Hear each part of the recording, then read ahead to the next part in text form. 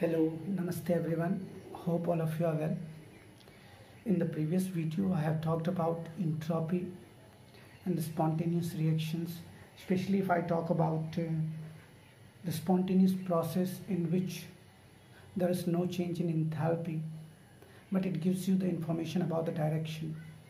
So, all the formulas in the previous video already I had informed you, and in this video especially, I will go through the next topic, that is Gibbs energy and spontaneity. But before that, I would like to show you that what is the entropy, change in entropy. As in the earlier video I have already discussed about, delta S is equal to Q reversible by T. The total entropy, as you can see here, the total entropy change for the system and surrounding of a spontaneous process, it was given delta S total is equal to delta S system plus delta S surrounding, which should be greater than 0, right? But if I talk about the chemical equilibrium, then delta S is equal to 0. What is delta S? That is change in entropy. As you can see here, it's already written. But if I talk about the system and surrounding, which is not equal to 0, it is especially for irreversible process. So I hope in the previous video I have already discussed about all these things, and you have heard also and you have learned also about these things, that the total entropy change, total entropy means system and surrounding. So if I talk about the total entropy change, especially in the surrounding and system for the spontaneous process, delta S total will be delta S system plus delta S surrounding. Yeah. Now, as you can see, when the system is in equilibrium, now question is, how you can say that in this system, when it is in the equilibrium, it will increase or decrease? I hope all of you are able to get my voice is low because of this ear surgery. So please manage for a few days. After then I'll definitely make a video in the loud sound, but only for a few days it will be in a little bit low sound. So actually let us discuss about when the system is in equilibrium. When the system is in equilibrium, that time the maximum change in entropy will be 0. Now question is, when there will be equilibrium means what? Both the sides equal, there will be no change in entropy, so definitely delta S is going to become a 0. But if I talk about when the system is in reversible, then the change in entropy delta S is Q reversible by T. But when the system is in irreversible process, that time you should remember the sum of entropy system and surrounding must not be equal to 0. As I have told you, here you can see delta S total is equal to delta S system plus delta S surrounding, which is greater than 0. It is not equal to 0. Either if I talk about the reversible and irreversible, you must remember all these things as I have already given you in the previous video.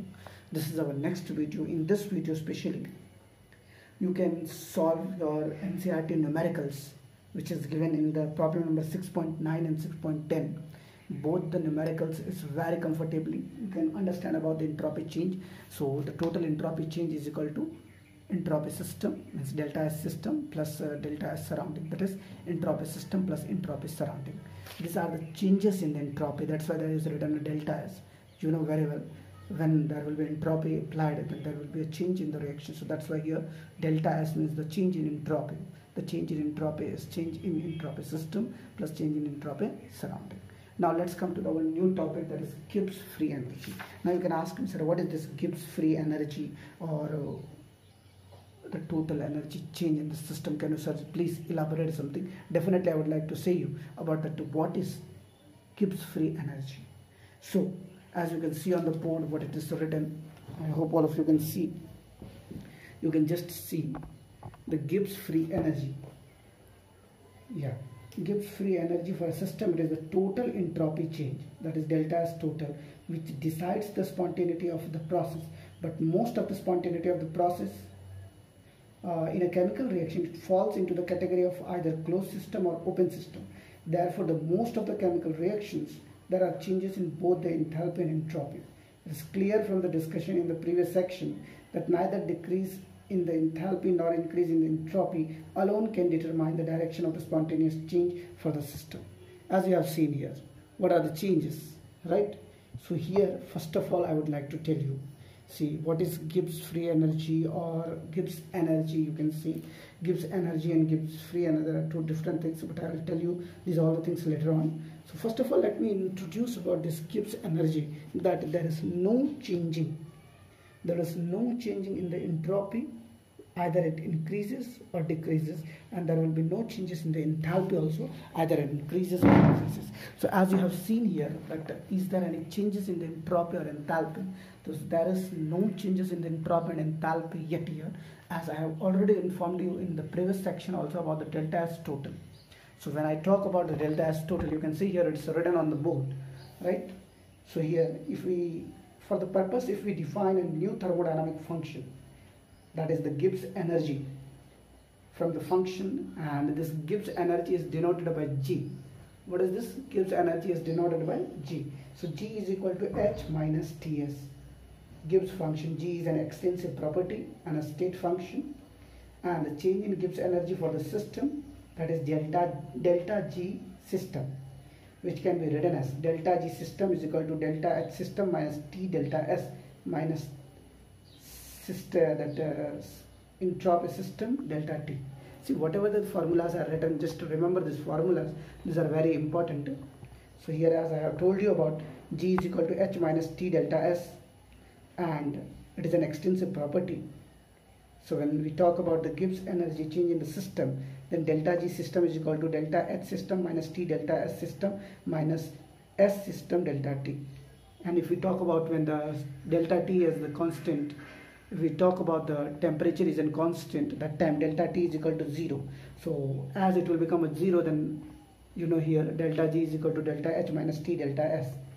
Delta H system and T delta S system. Usually this subscript system is dropped and we simply write the equation delta H is equal to delta G is equal to delta H minus T delta S. This equation you can see here, delta G is equal to delta H minus T delta S. So as you have seen here in this chemical Gibbs free energy equation, delta G is equal to delta H minus T delta S. This is the main equation. When we talk about this equation, that time we should remember that what is Gibbs free energy? It is an extensive property. As we have already discussed about the extensive property, what are these extensive property and intensive properties. I hope all of you have remembered these things. So here you no need to worry. Delta G is equal to delta H minus T delta S. This is the main formula of Gibbs free energy. You can see here it's written delta G is equal to delta H minus T delta S. This Gibbs energy change. Delta G means, what is the meaning of delta G? Delta G meaning is Gibbs energy change. Enthalpy change minus temperature into entropy change. Delta G change means, that is Gibbs energy change, is equal to enthalpy change. Delta H is enthalpy. What is delta H? Delta H is enthalpy minus temperature into entropy change, and it is referred as the Gibbs equation. This delta G is equal to delta H minus T delta S is Gibbs equation, one of the most important equation in the chemistry. Here we have considered both the terms together for the spontaneity, energy in the terms of delta H and entropy delta S. It is a major disorder and indicated earlier. Dimensionally, if we analyze, we find that delta G has units of energy because both delta H and T delta S are the energy terms, since T delta S is measured as a kilojoule per Kelvin, or you can say that directly it is measured as a joule. Yeah. So as you have seen the Gibbs energy, in this Gibbs energy you must remember what is the main formula of this Gibbs energy. So delta G is equal to delta H minus T delta S, and this is an extensive property. Whenever you get these things, you should realize these things. What is delta H, T, delta S? Delta S is your entropy, T is temperature, and delta H is entropy. We have just taken together this all the extensive property, and we have formed an equation, that is a Gibbs equation. Delta G is equal to delta H minus T delta S. So now you should remember this formula as we will do this formula, when we will especially will use in the numerical, that time we will understand what are the importance of this Gibbs free energy.